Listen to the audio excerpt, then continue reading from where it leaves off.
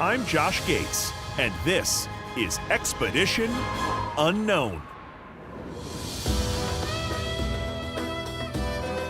My search for Alexander's last resting place begins here in the hills of Vergina.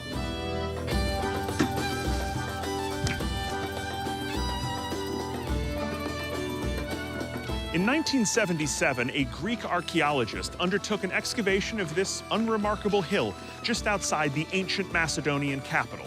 What he found underneath it turned out to be one of the most shocking archaeological discoveries of all time.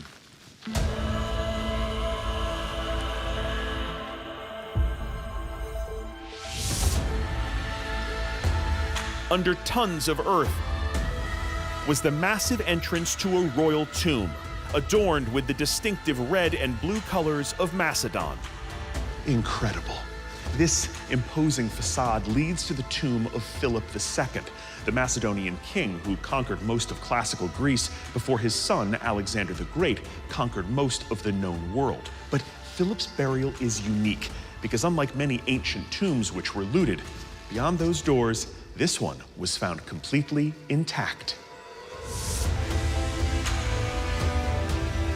Let your eyes adjust to the light, and you'll make out treasures beyond compare.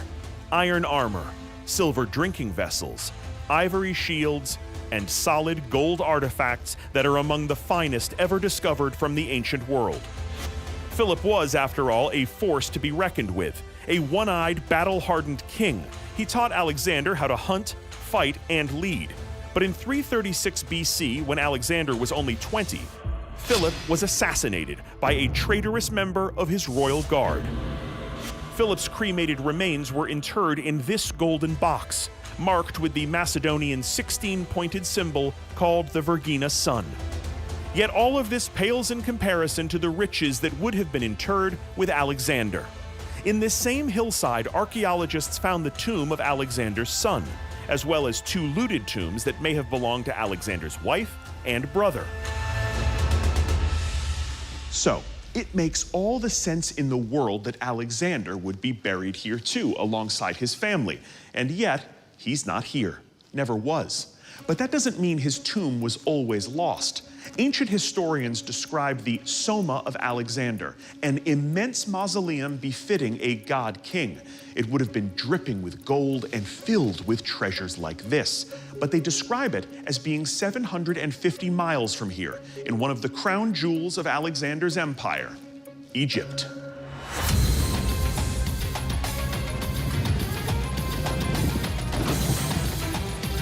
You might want to hang on to something, because just outside the modern capital of Cairo lies the royal burial ground of the ancient capital of Memphis. It is a sprawling and rather unpaved city of the dead known as Saqqara. For centuries, this was where pharaohs transitioned to the afterlife.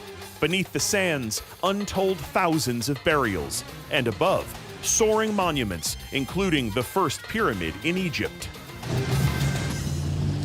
But I'm here looking for evidence of another king.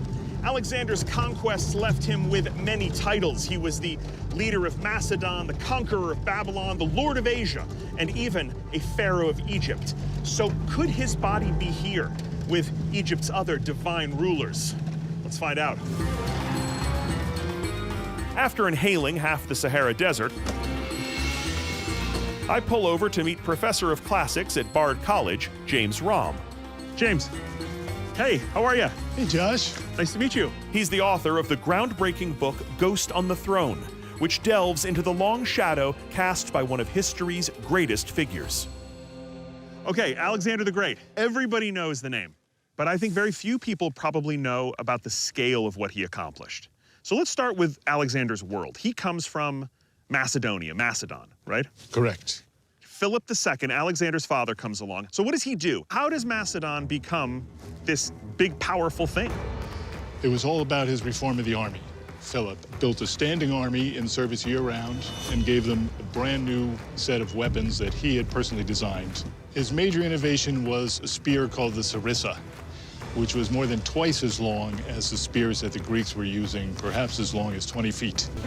This new weapon was a game changer when it came to the military formation known as a phalanx, where troops would mass together to attack and defend as a single entity. Philip's well-trained forces also employed state-of-the-art catapults, battering rams, and siege towers to knock down walls that were once impenetrable. So this is just a huge burst of military innovation, and he has big plans. Yes. He decided to take his army into Asia Minor and begin eating away at the Persian Empire, which was the great empire that dominated all of Asia up to that point. The Persian Empire was the largest, fiercest power of the ancient world, but Philip never got the chance to confront them. With Philip gone, his heir takes the throne, Alexander. Alexander at 20 years old. At 20, he takes the throne. Yes, he inherited his father's army and his father's plans, and he put them into effect with astonishing success and efficiency. And how would you describe his reign? The most successful military campaign in world history. Simple as that. Okay, kids, it's conquest map time. In 335 BC, Alexander and his army whip out their very long spears. Hey there! To invade what's now the Balkans before popping over to Asia with 100 ships. Grow lively now! The Persians don't take this seriously, which kind of sucks for them. Since the Egyptians weren't too thrilled with being under Persian rule, they basically hand Alexander the keys. Here you go! Making him the first foreign-born pharaoh. Even though he's on a roll, Alexander takes a weird detour to Egypt's western desert to meet with an oracle in Siwa who tells him that he is the son of the Egyptian god Amun, so I guess worth the trip. It's good to be the king. Now officially a living god on Earth, Alexander decides to go big or go home, taking on the heart of the Persian Empire and their very badass leader Darius in modern-day Iraq.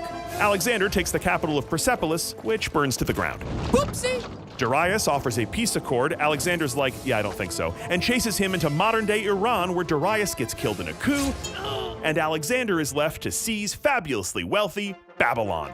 In what can only be described as not knowing when to quit, he then leads charges into modern-day Afghanistan, Uzbekistan, most of the stands really, all the way to the Himalayas of Pakistan. All told, he takes 2 million square miles and founds 70 cities, more than a dozen of which bear his name. But his conquering of the whole world is not meant to be. No. In what the Greeks called India, what is today Pakistan, he was punctured through the lung with a 6-foot arrow, very nearly killed him. He turned around, and after making his way back to Babylon and staying there only a few months, he dies mysteriously at the age of 32. It must send a shockwave through the ancient world. It was probably the most devastating piece of news that the world had seen up to that point. His cause of death remains unknown. It may have been complications from his wound, or was he poisoned? Or could it have been malaria or typhoid? No matter the cause, there's no clear plan for his succession. Okay, but what about his body? After he dies, what happens to him? So his body's mummified.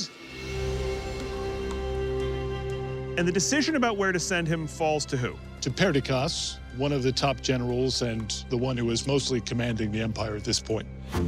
Perdiccas decides to do what seems logical, to clad Alexander in gold, put him in a sarcophagus, and send the body back to his lavish family tomb in Macedon. And so a huge funeral procession with a tomb on wheels sets off on the long journey. But as the body passes through Damascus, it's intercepted by another of Alexander's top generals. Meet Ptolemy. Ptolemy has staked a claim over Egypt and named himself as pharaoh, and he figures that having Alexander's body will help legitimize himself to the Egyptians. And where does Ptolemy bring him? Right here, to Egypt, the royal burial ground of Memphis. This brings us to the mystery of Alexander the Great. His body and his tomb are missing. Crazy though it seems, we don't know where it is. What would it mean to find Alexander the Great? It would be one of the most staggering discoveries in the history of archaeology. He probably changed the world more than any other single individual. This is one of the most famous people in history, and we don't know where he is. We don't know where his tomb is. That's true, but there may be some clues. He might have been right under your feet, Josh. Literally? Yes. Right here.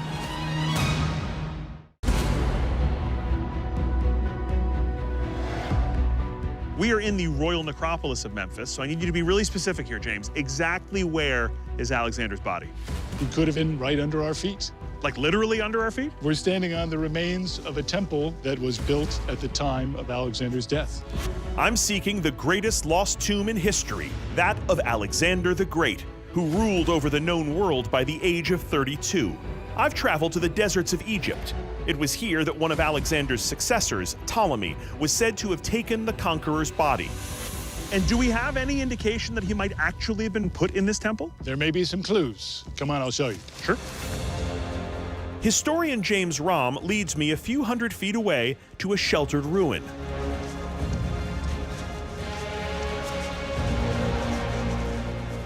Wow. Yes, Josh, welcome to what's known as the Philosopher's Circle. This is incredible. These do not look like Egyptian statues. No, these are definitely Greek. In the mid-19th century, Egyptologist Auguste Mariette uncovered this collection of decidedly Hellenistic or Greek statues, thought to include depictions of Plato, Alexander's tutor Aristotle, and Alexander's idol Homer. What are a bunch of Greek statues doing in the middle of an Egyptian burial ground? That's a very good question. They're very intriguing. They seem to be from the time of Ptolemy I, the man who hijacked Alexander's body. And what's more, right next to this semicircle, where we were just standing, was found a temple associated with Nectanebo, the pharaoh from just before Alexander's time. Nectanebo was driven out of Egypt by the Persians, never to return. He left behind an empty, unfinished funerary temple. So when Ptolemy brought Alexander's body to Egypt, some have theorized that this would have been a very logical place to put it. So here we have this very Greek shrine right next to a perfectly good abandoned temple. Not a bad place to put the body of Alexander the Great if you're Ptolemy. Perhaps, but whether he was here or not, he didn't stay here for long. We don't need to get the shovels. He's not here today. Definitely not. He was only here temporarily, while a grand mausoleum befitting a person of heroic stature could be built for him elsewhere. I'm guessing this was not a subtle tomb? No, it would have been something spectacular. And where was this mausoleum? In the city that Alexander founded and that came to bear his name. Alexandria. Alexandria. Alexander's body moved again, and I'm chasing after it. I thank James and point my compass north, driving 150 miles to where the Nile meets the Mediterranean. Today, what little remains of a once grand city are a handful of ruins. While construction of Alexander's seaside city wasn't completed during his lifetime, Alexandria blossomed into a metropolis after his death. This became the capital of Egypt and home to some of the most legendary buildings in the ancient world. This is Pompey's Pillar, the only column from the ancient city still standing in its original place. Alexandria's skyline also featured the world's first museum and the famed Great Library, the legendary repository of knowledge. And standing guard above it all was one of the seven wonders of the ancient world, the renowned Lighthouse of Alexandria, which protected the city's harbor. Today, though, the skyline looks quite a bit different. A view from the rooftop of one of the tallest buildings in present-day Alexandria makes it immediately clear how the most famous tomb in history got lost. Look at this place. Alexandria has exploded into the largest city on the Mediterranean, home to more than 5 million people, with centuries of construction towering up to the sky. The Great Library burned and has now been rebuilt. The wondrous lighthouse collapsed into the sea, a stone fort standing in its place. And somewhere underneath all of this modern stuff lies the ancient city's royal quarter, with its palaces, its temples, and its magnificent soma, the tomb of Alexander the Great. The very hard question is, where was it?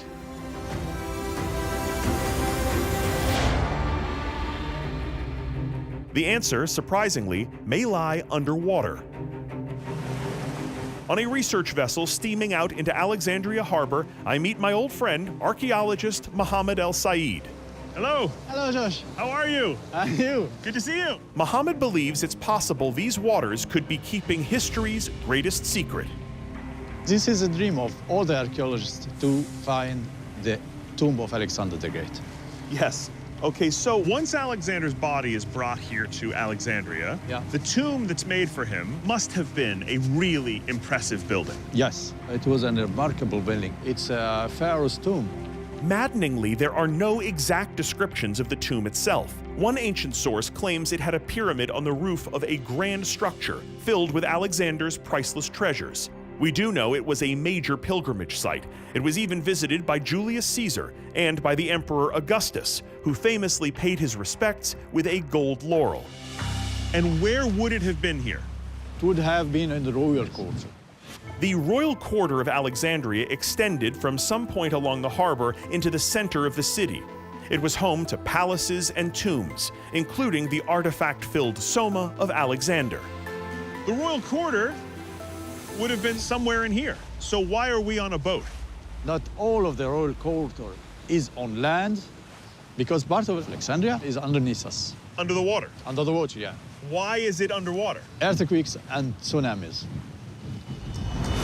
For all its glory, ancient Alexandria couldn't stop nature. In the year 365, over 6 centuries after Alexander's death, a powerful quake unleashes a tsunami that devastates the capital and leaves thousands dead. When it draws back, part of the city collapses into the sea. So is Alexander's tomb underwater in the harbor? It could be right underneath us. Many things have been found here. Do you want to find it? Please. We know the edge of the city collapsed into the sea, but did the royal quarter fall in and take the tomb with it? To find out, Muhammad is taking me on a search for monuments, statues, and other royal architecture beneath the surface. Time to suit up and dive.